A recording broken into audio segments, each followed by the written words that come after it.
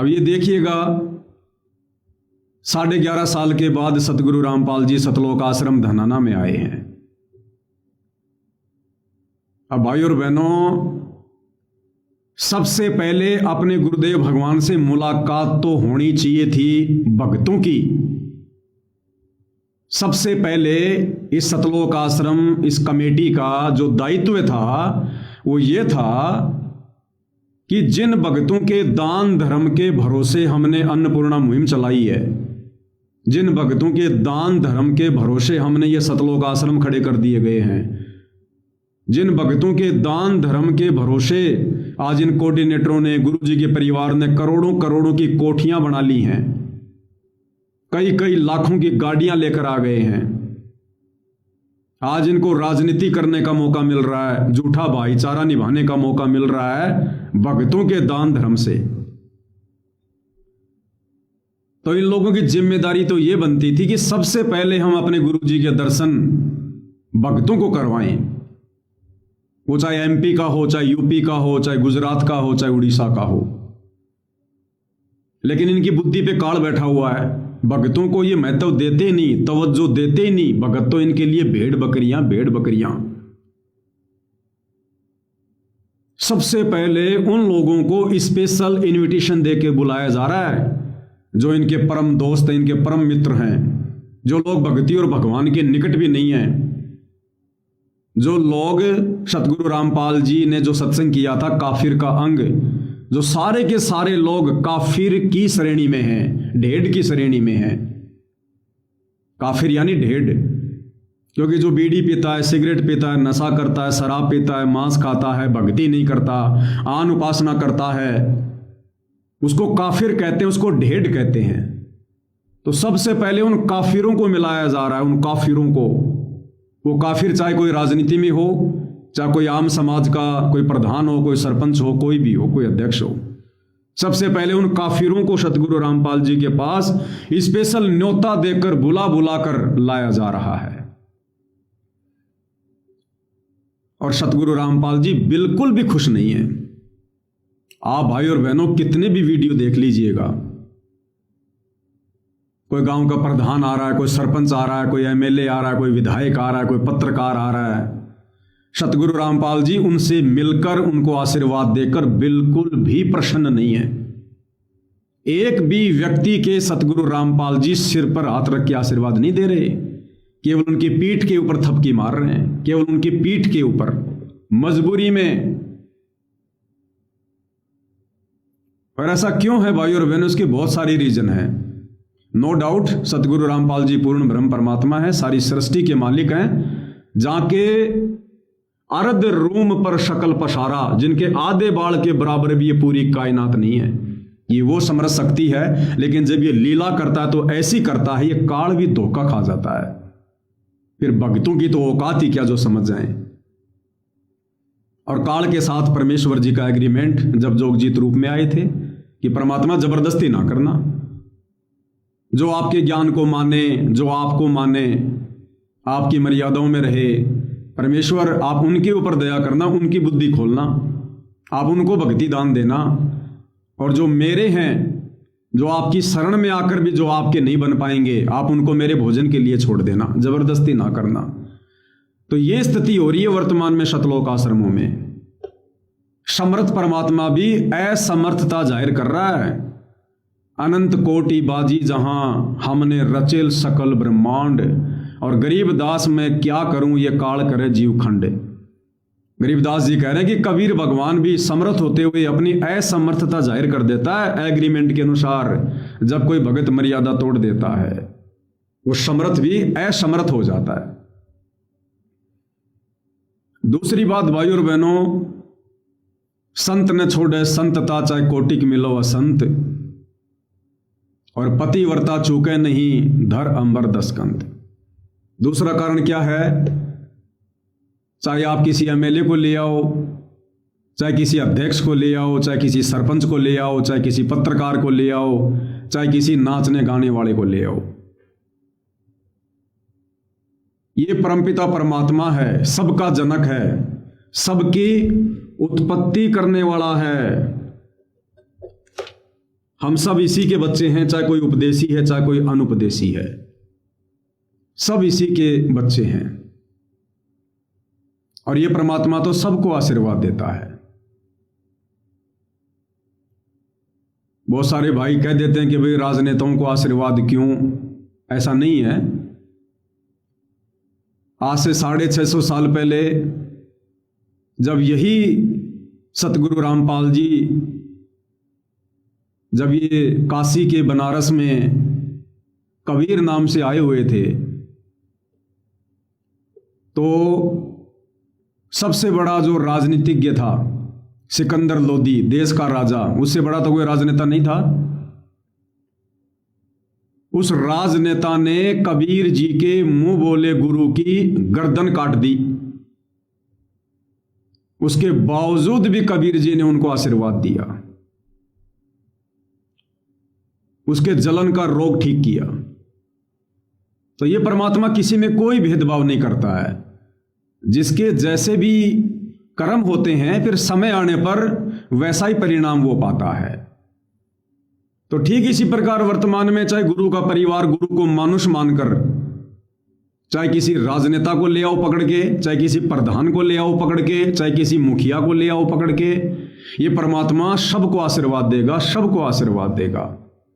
लेकिन वर्तमान में वो आशीर्वाद नहीं देगा जो आशीर्वाद अपने भक्तों को देता है, सर पर हाथ रख के। सर पे हाथ केवल अपने भक्तों के रखते हैं सतगुरु रामपाल जी, बाकी सबकी पीठ थपथपाते हैं। वो आशीर्वाद नहीं है। वो इस परमपिता परमेश्वर को पता है कि मेरे आशीर्वाद की कितनी बड़ी पावर है।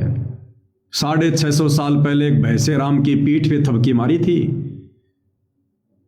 संस्कृत बोलनी शुरू कर दी थी, वेदों के मंत्र सुना दिए थे उसने। इसके आशीर्वाद में वो पावर है। गुरुदेव को पता कि ये जितने भी लोग लाए जा रहे हैं मेरे परिवार के द्वारा, मान बढ़ाई की भूख में, अपने चौधर की भूख में, इस ज्ञान को ना समझने के कारण, और मेरे से जबरदस्ती जो आशीर्वाद दिलवाया जा रहा है, जबरदस्ती।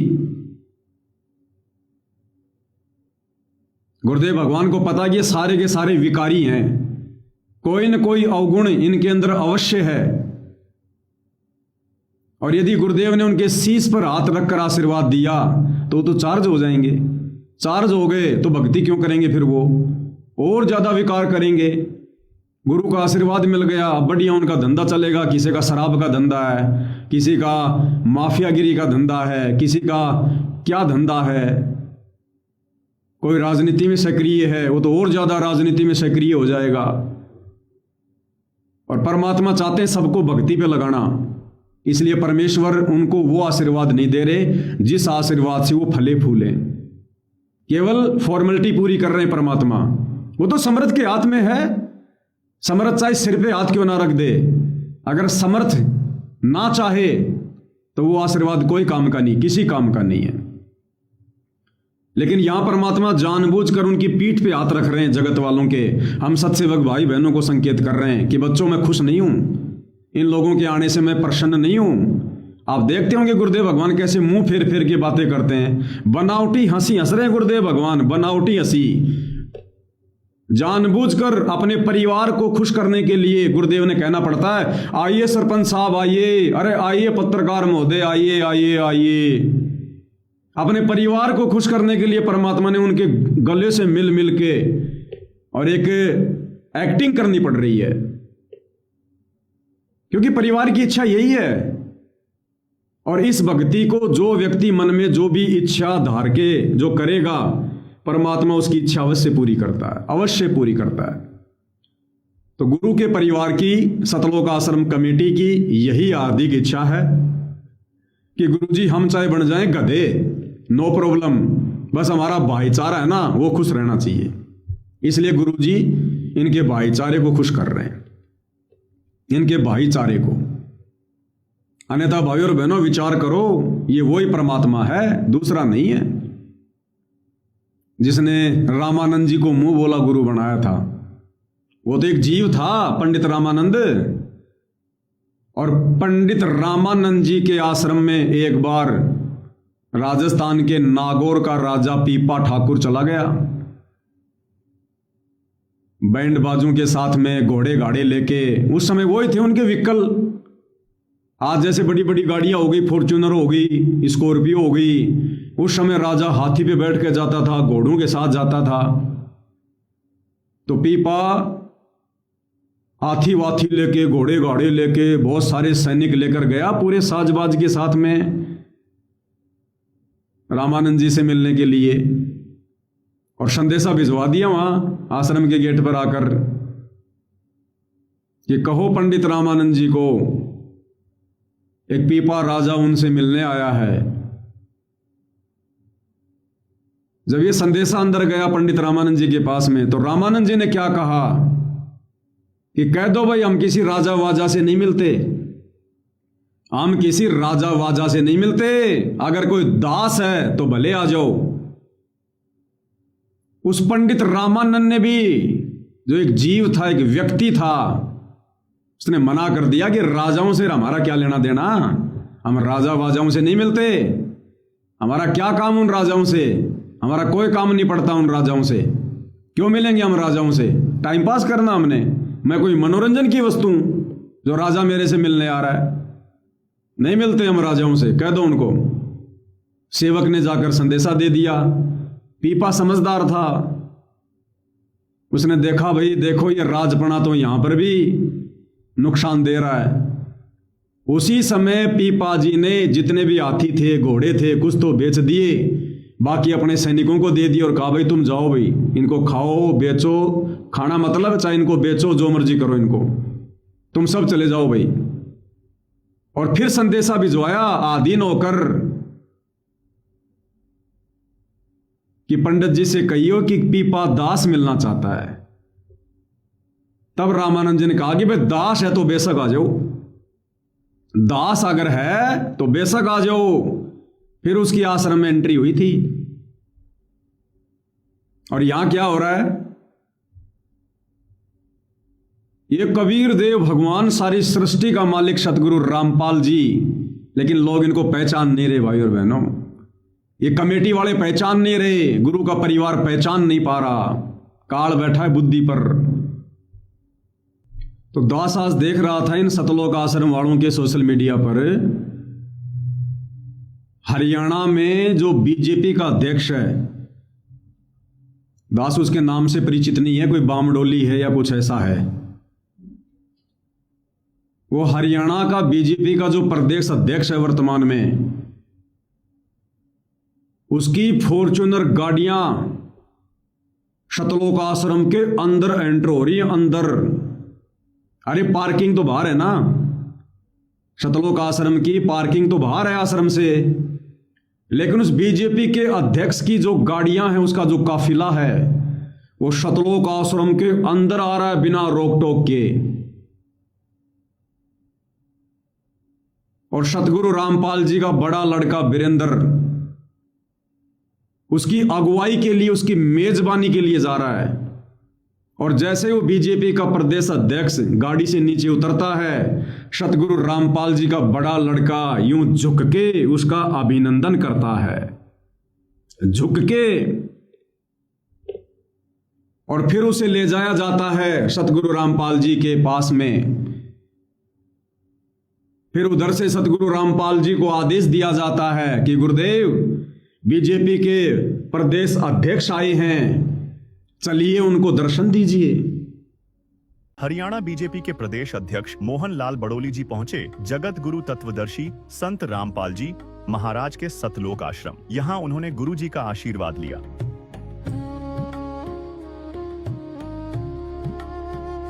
और आश्रम की व्यवस्थाओं को करीब से देखा। सतलोक आश्रम आने के बाद उन्होंने संत रामपाल जी महाराज के जो समाज सुधार के कार्य, अन्नपूर्णा मुहिम और बाढ़ के समय की गई मदद के कार्यों की खुलकर प्रशंसा की और बहुत बहुत धन्यवाद किया।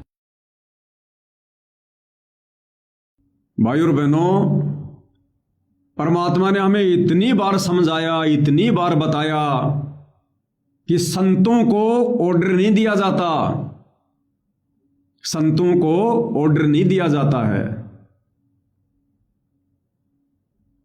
अब ये जितने भी बड़े बड़े लोग हैं, ये अपनी मर्जी से नहीं आ रहे, इन लोगों को बुलाया जा रहा है। और उसके बाद सतगुरु रामपाल जी को वहां तक लाया जाता है ये कहकर कि फला फला अध्यक्ष जी आए हैं, फला फला मुखिया जी आए हैं। इनको ये भी नहीं पता कि संतों के साथ में किस प्रकार से व्यवहार किया जाता है। इसलिए सतगुरु रामपाल जी किसी को भी प्रसन्न होकर आशीर्वाद नहीं दे रहे, किसी के भी शीश पर हाथ नहीं रख रहे, क्योंकि सारे के सारे मान बढ़ाई और चौधर में सड़ रहे हैं, सारे के सारे जितने भी लोग आ रहे हैं। अब बताओ राजनेता ने कौन सी राजनीति छोड़ दी जो सतगुरु रामपाल जी उसको प्यार भरा आशीर्वाद देंगे? वो तो उसी गंदी व्यवस्था में सड़ रहा है। अरे सतगुरु रामपाल जी तो उसको आशीर्वाद देंगे जो उस गंदी राजनीति को छोड़ के आश्रम में आकर नाम दीक्षा लेकर भगत बनकर भक्ति करे, छोड़ दे उसी दिन से उस काल की व्यवस्था को, तब देंगे सतगुरु रामपाल जी शीश पर आशीर्वाद। वो गांव के सरपंच, वो मुखिया, वो अध्यक्ष, वो कौन सा वो पद छोड़ छोड़ के आ रहे हैं? कौन सा हुक्का बीड़ी छोड़ छोड़ के आ रहे हैं? कौन सा राजनीति करना छोड़ के आ रहे हैं भाई? इसलिए सतगुरु रामपाल जी किसी को भी प्यार भरा आशीर्वाद नहीं दे रहे, ओरिजिनल आशीर्वाद नहीं दे रहे।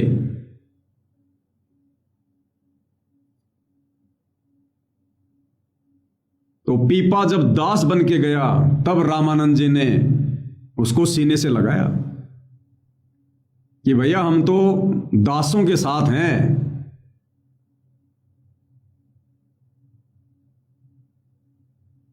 अब एक छोटा सा वीडियो दिखाता हूं आपको।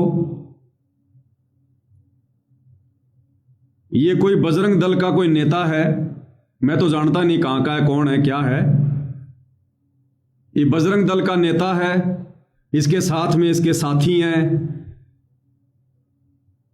और इसको बुलाया गया है संत रामपाल जी को सम्मानित करने के लिए। और ये क्या लेके आया है? हनुमान जी की गदा। ये वीडियो देखिए आप। इसको मेन गेट से शतलोक आश्रम के जो मुख्य सेवादार हैं वो वहां से बाइज्जत उनको लेके आए। मतलब भक्तों की कोई कदर नहीं, भक्तों की कोई कीमत नहीं। भगत तो 1-1 किलोमीटर लंबी लाइन लगा के खड़े हैं और ये जगत वाले जो भक्ति के निकट नहीं है, विकारी काफिर की श्रेणी में, इनको गुरु का परिवार सतलोक आश्रम कमेटी बाइज्जत ससम्मान मेन गेट से नंगे पैर लेके आती है, स्पेशल, बिना किसी रोक टोक के। और सतगुरु रामपाल जी परमात्मा भी जबरदस्त लीलाधर हैं भाई, जबरदस्त, कुछ नहीं बोल रहे। बिना दूध वाली भैंसों को आशीर्वाद दिलाया जा रहा है, सतगुरु रामपाल जी दे रहे हैं, वाहवाही कर रहे हैं, शाबाशी दे रहे हैं। जो दूध वाली गाय हैं, जो भगत हैं, उनका तो अभी नंबर भी नहीं आया। बेचारे वो तो तरस रहे हैं अपने गुरु जी के दर्शनों के लिए। उनके लिए तो पीला पर्चा निकाल दिया कि भैया जैसे जैसे बुलाएंगे वैसे वैसे आना, अभी कोई मत आ जाना सतलोक आश्रम धनाना में, गुरु जी का आदेश नहीं है। और इन जगत वालों के लिए गुरु जी ने आदेश दे दिया होगा। इन विषय विकारी लोगों के लिए, इन काफिर की श्रेणी में जो लोग आते हैं, इनके लिए सतगुरु रामपाल जी ने स्पेशल आशीर्वाद दिया होगा। मतलब दूध वाली गाय हैं, उनको नहीं आने दिया जा रहा, और ये जो बाखड़ी भैंस हैं, इनको आशीर्वाद दिलाया जा रहा है संत रामपाल जी से। अब देखिएगा, ये बजरंग दल का कोई नेता है और बजरंग दल वाले तो हनुमान जी को मानते हैं, तो ये हनुमान जी की गदा लेके आया है। आप देखिएगा किस प्रकार से सतलोक आश्रम वाले बाइज्जत ससम्मान मेन गेट से इसको लेकर आ रहे हैं। रोम रोम में समाया तेरा नाम रे, है मेरी सांसों में तेरा ही नाम रे, है मेरी सांसों में तेरा ही नाम रे। जैसे चंदा में कभी, जैसे सूरज में कभी, जैसे चंदा में कभी, जैसे सूरज में कभी, अंबर तारों में समाया तेरा नाम रे, सांसों में तेरा ही नाम रे। तो देख लिया आपने, बजरंग दल के नेताजी आए हैं संत रामपाल जी को सम्मानित करने के लिए। क्या सम्मानित करेंगे ये? क्या है इनके पास में संत को सम्मानित करने के लिए, संत को देने के लिए? भाई और बहनों, ये आश्रम वालों की कमियां हैं, सारी की सारी आश्रम वालों की। ऐसे लोगों को तो एंट्री भी नहीं होने देना चाहिए, एंट्री भी।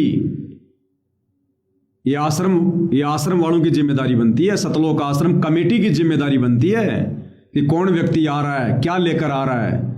इन आश्रम वालों को ही नहीं पता कि गुरु जी को क्या देकर भेंट किया जाना चाहिए, इन्हें खुद नहीं पता। अब क्या करेंगे गुरु जी से हनुमान जी की गदा का? अरे गुरुदेव ने तो खुद बताया हनुमान जी के विषय में। गुरुदेव ने एक सत्संग में बताया कि लोग हनुमान जी के मंदिर में जाते हैं और सूखे नारियल लेकर जाते हैं, सूखे नारियल, और वहां जाकर फोड़ते हैं, हनुमान जी को भेंट करते हैं। तो गुरुदेव ने कहा, रे मंद बुद्धियो, तुम्हें यह भी नहीं पता कि हनुमान जी को क्या भेंट करना चाहिए। गुरुदेव ने कहा कि हनुमान जी तो पहलवान आदमी था, पहलवान, और वो तो दूध दही फल फ्रूट छिक छिक के खाने वाला था, दूध दही खाया करता था, वो तो पहलवान था। तुम्हारे इन सूखे नारियलों को का वो सिर में फोड़ेगा? अरे हनुमान जी तो पहलवान था, दूध दही खाने वाला था, तुम्हारे सूखे नारियल अपने सिर में फोड़ेगा क्या? तुम्हें यह भी नहीं पता कि क्या भेंट करना चाहिए? तो इसी प्रकार सतगुरु रामपाल जी तो धार्मिक गुरु हैं, परम संत हैं। इस हनुमान जी की गदा का सिर में फोड़ेंगे क्या? क्या काम आएगी? तो हथियार है ये तो हिंसा का प्रतीक है, हिंसा का प्रतीक है। ये तो जो क्रोधी आदमी होता है, जो गुस्सेल आदमी होता है, जो गुंडा या माफिया टाइप का होता है, जो बात बात पे लड़ाई झगड़ा कर ले, मर मिट जाए, उस आदमी को दिया जाता है ये तो। कोई छुर्रा, कोई तलवार, कोई हनुमान जी की कोई गदा, ये तो हथियार है हनुमान जी का। ना जाने महाभारत के राम रावण युद्ध में इसी गदा से उसने लाखों लोगों को मार दिया था। तो सतगुरु रामपाल जी तो अहिंसावादी संत हैं, उनको हथियार भेंट कर रहे हो तुम। क्या करेंगे हनुमान की गदा का?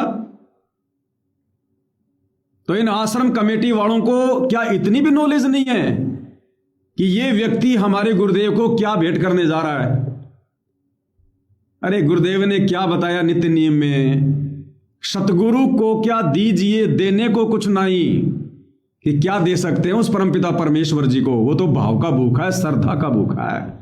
सतगुरु को क्या दीजिए, देने को कुछ नहीं। और सम्मन ने साटा किया, सेऊ भेंट चढ़ाई। इस प्रकार की कुर्बानियों से परमात्मा प्रसन्न होता है। ये गदा लेके क्या करेंगे गुरुदेव? सिर फोड़ेंगे किसी का? पहले से आश्रम में कितनी गदा रखी हुई हैं, क्या करेंगे इन गदाओं का? ये तो आन उपासना का प्रतीक है। जिस भगत ने इस गदा को छू लिया उसकी भी मर्यादा खंडित है, उसकी भी मर्यादा खंडित है। यानी सतगुरु रामपाल जी ने इस गदा को स्वीकार करके जिस भगत को पकड़ा दिया, और जिन जिन भगतों के हाथ इस गदा के लग गए, सबकी मर्यादा खंडित है, सबकी मर्यादा खंडित। खैर मर्यादा तो पहले से खंडित है सबकी। तो कहने का मतलब भाई और बहनों, अगर सतगुरु रामपाल जी का परिवार या सतलोक आश्रम कमेटी अगर जरा भी नॉलेज रखती, अगर कॉमन सेंस भी है इन लोगों में, काल ने अगर जरा भी बुद्धि छोड़ रखी है, तो ये इनको डिसाइड करना चाहिए मेन गेट पर कि भैया तू क्या लेके आया है, हमारे गुरुजी क्या करेंगे इनका। अरे कोई काजू किशमिश लाता तो कम से कम गुरुजी खाते, आनंद आता। इस गदा का क्या करेंगे गुरुजी? ये तो आश्रम कमेटी की जिम्मेदारी बनती है। सारे के सारे बेहोश हैं, सारे के सारे बेहोश। ऐसे संगत बेहोश है, संगत भी ऐसे बेहोश है।